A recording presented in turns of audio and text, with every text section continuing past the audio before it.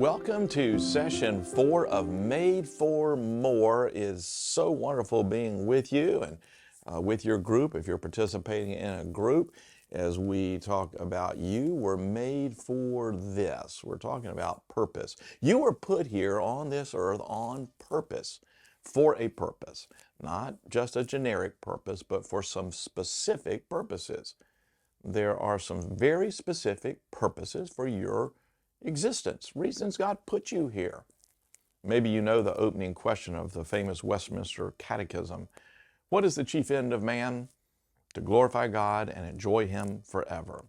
So we're all created to do that, to glorify God, to enjoy Him. But each of us also has a unique purpose, and our families have a purpose. Companies all have purpose statements, but often people and families don't. So in this session, what we want to do is hone a purpose statement that you can use to keep you on track, simplify your life, and help you pass on that sense of purpose in your family. You know, when we meet people, we often say, "What do you do?" And we usually mean, "What do you do to make a living?" When my nephew Christopher was a little boy, someone once asked what his father did, and he said, "He's an officer." They were confused until they thought about it. My brother's a lawyer, and he would go to the office. And so he just knew that his dad worked in an office, so he called him an officer. And then they asked him, "What does Uncle Mark do?" My middle brother. And he said, "He shoots big animals." I guess he had heard stories that Mark was a hunter, and that's all he could think of. And then they said, "And what does Uncle Alan do?" And little Christopher said, "He tells people about Jesus." Well, that's a pretty good purpose statement for my life. I just want to tell people about Jesus. I might write or preach or counsel or show pastoral care, but bottom line, I just want to tell people about Jesus. But if I give it some deeper, more careful thought, that purpose might be even more specific or unique to me. In fact, I feel like I was made to live in close fellowship with God, and by the revelatory power of the Holy Spirit, to unveil the beauty and riches of Christ through uncommon and clear pictures and stories that help people see who God really is, all that He's done for them, and in so doing, help people to fall in love with Jesus and want to submit to Him in worship and love and adoration. Yeah. No organization would ever think of being in existence if they were going to be successful without some kind of clear purpose statement, right? All right, see if you can tell what the organization is. Here's the first one. Here's their purpose statement. We save people money so they can live better. Yeah, just holler it out. Did you get it? Yeah, that's Walmart. That's Walmart. Okay, what about this one? Our purpose is to bring inspiration and innovation to every athlete in the world. If you have a body, you are an athlete. Who's that? Did you get it? That purpose statement belongs to Nike. Here's another one. This one's maybe not as familiar, but see if you can figure it out. To prevent and alleviate human suffering in the face of emergencies by mobilizing the power of volunteers and the generosity of donors. If you take a moment and think about it, you might figure out that's American Red Cross. Here's one. I like to accelerate the advent of sustainable transport by bringing compelling mass market electric cars to market as soon as possible. Tesla. Yeah. Okay, see if you can get this one. To inspire and nurture the human spirit, one person, one cup, and one neighborhood at a time. Did you get it? It's Starbucks. Here's a real simple purpose statement. Spread ideas. That's the purpose of TED Talks. Here's a simple one. To build the web's most convenient, secure, cost-effective payment solution. That's PayPal. See if you can guess this one. Here's one to try to guess. To spread the power of optimism. You know what that is? Life is good. My boy would have felt this for most of his growing up years, the purpose statement of this company: to inspire and develop the builders of tomorrow. That's Lego. All right, now I need you to be able to get this one. What's this purpose statement? Love God, love each other, love the world. Okay, Real Church. So individuals and families are all put here, like organizations, on purpose. So there's no reason to think that a business or a church should have a mission statement, but that we don't need a statement of purpose for our own lives or for our families. And this sense of purpose not only gives direction to your life as an individual, but it can shape generations when a family understands its God-given purpose. So at the simplest level, if you were the heir of a family farm a century ago, you probably grew up working that farm, knowing its potential, knowing the challenges, and maybe your dad would have always taught you that one day the farm would be yours. So when parents die, you inherit the farm, and you're a farmer, and you know what you want to do to make it a better farm. Something even better could happen if there was great clarity of purpose. Let's imagine your family farm provided food for some local poor, and that was part of the mission of your family. And then you inherit the farm and you have a sense of purpose. So you think, we don't just grow crops so we can make a living. We grow crops because we exist to feed people good food. See, that's more clear? So then the inheritance is received with a sense of mission. But if there's no mission, then the inheritance is just received as a windfall. Spend it however you want. Cornelius Commodore Vanderbilt started the family business by borrowing $100 from his mother and piloting a passenger boat on Staten Island in 1810. He expanded into steamboats and then went on to build a railroad empire, New York Central. Its tracks stretched Vanderbilt's empire across the United States, gave him a monopoly for all rail service in and out of New York City. It reportedly accumulated a $100 million fortune by the time of his death in 1877, more than what was held in the U.S. Treasury at that time. Wow. His son Billy inherited the family's 87% stake in New York Central, expanded the business, and doubled the fortune to over $200 million. Cornelius Vanderbilt II managed the railroads until his death in 1899. William Kissam Vanderbilt took over but retired soon after to concentrate on his yachts and thoroughbred horses, while brother George Vanderbilt's 146,000-acre Biltmore estate ate into his branch of the family fortune. According to the Vanderbilt's book, William is said to have remarked, "Inherited wealth is a real handicap to happiness. It has left me with nothing to hope for, with nothing definite to seek or strive for." Perhaps the most notable fourth-generation Vanderbilt was Cornelius' son, Reggie Claypool Vanderbilt, an avid gambler.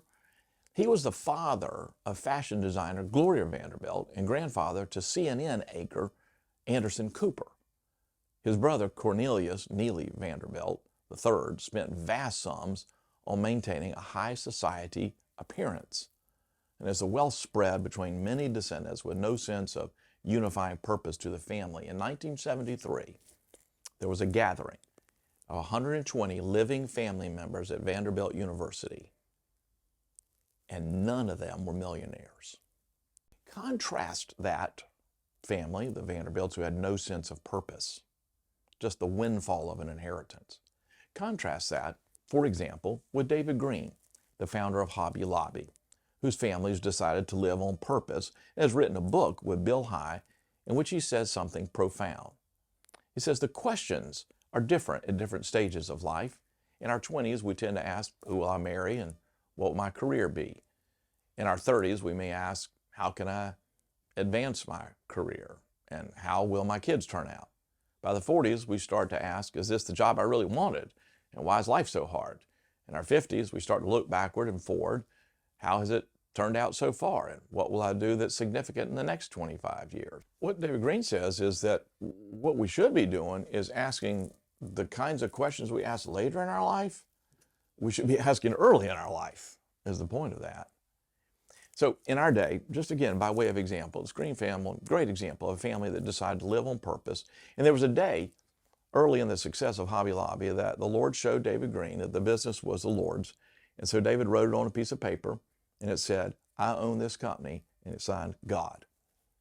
And since their existence wasn't just about making money, when the company didn't feel like it could in good conscience comply with a 2012 government mandate that businesses provide abortive types of contraceptives to their employees, they filed a lawsuit at great expense, huge expense, went to the Supreme Court, which acted in their favor.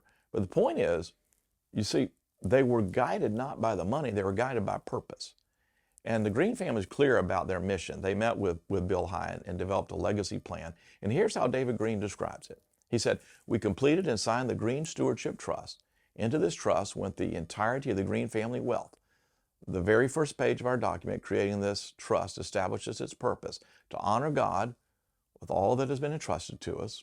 2, to protect, preserve, and grow the value of the Green family companies. 3, to use the assets of the Green family companies to create, support, and leverage the efforts of Christian ministries. Point being, compare those two families, Vanderbilts and the Greens, one who had no purpose and the other who's living by this conscious purpose. Where there's clarity of purpose, our wealth, whether it's in finances or time or abilities, it isn't squandered over time, it's multiplied. You know, there was a time in the world, including in our own country, when it wasn't very complicated what you do for your work. If you were a boy who grew up with a blacksmith for a father, you'd probably go and be a blacksmith. Well, the world changed a lot, and there's so many more opportunities and pathways we can take, which in many ways is wonderful, so liberating. But it also can be paralyzing with so many choices. I often live the way I try to find stuff in the refrigerator. Unless the mustard is on the front center shelf, I just can't see it. And I holler out, do we have any mustard? Yes, it's in the fridge. 10 seconds later, me, I don't see it. She hollers back, it's there, look harder. 15 seconds later, I still don't see it. She said, this is the line, it's there, you might have to touch something. That's been the mocking line that's become a refrain in our household. My grown daughter even mocks me with it. Dad, you might have to touch something. What they mean is when there are a lot of other things in the refrigerator, you might have to sort through them to find what you want. If there are only 7 items in the refrigerator, seeing the mustard would be no big deal. But because there are a zillion items, I just stand there and stare at them all. In a famous study in 2000, psychologists set up a gourmet jam display in an upscale grocery store. The table featured 24 different jams. Any shopper who sampled the spreads received a coupon for $1 off a jar of jam. On a different day, the researchers reduced the jam offerings to 6 varieties. The large display, when it had bunches of them, attracted more interest than the small one.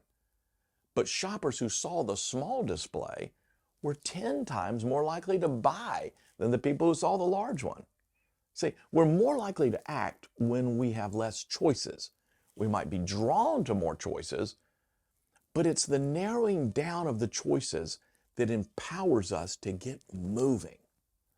I think clarity of purpose works like that. When you wake up in the morning and you have a sense of clear purpose, it's energizing. Lack of clarity leaves us with no urgent mission and we lose our energy.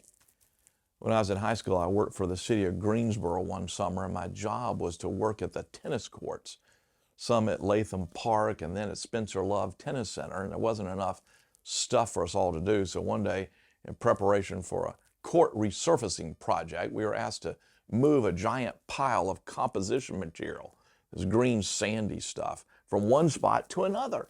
We asked why we're moving it and never got a good answer. There's nothing harder than to just move a pile of sand when you don't know why you're even doing it. We need to know why, what the purpose is if we're going to have energy. So how do we get this developed? In earlier sessions, you clarified your core values and you've dreamed about what can be. Now it's time to think about how all this fits together and write out a statement of purpose for you as an individual, or if you're married, do this together as a couple, Or if you could get the children involved, do it together as a family. To get you going, think about filling in the blanks of some sentences that you have in your booklet. We believe that we are put on the earth too. You just think about that. That's one way to get going. And maybe you'll see the other, that you could get your thoughts going by thinking, when we consider all the blessings in my life, I think God has positioned me to bless others by, and you could use that. So after you think, brainstorm, make a rough draft of your statement, try to narrow it to a really good sentence, and there's a fill in the blank there that might help. Our purpose is, and you can just think about the kind of contribution or blessing you want to be by, and how you're going to do it, for, and this is kind of the target, the kinds of people and places you want to impact, so that, and now you're talking about the results.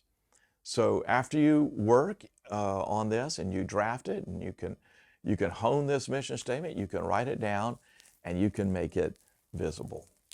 When we get clarity of purpose, energy and hope and direction fill our lives.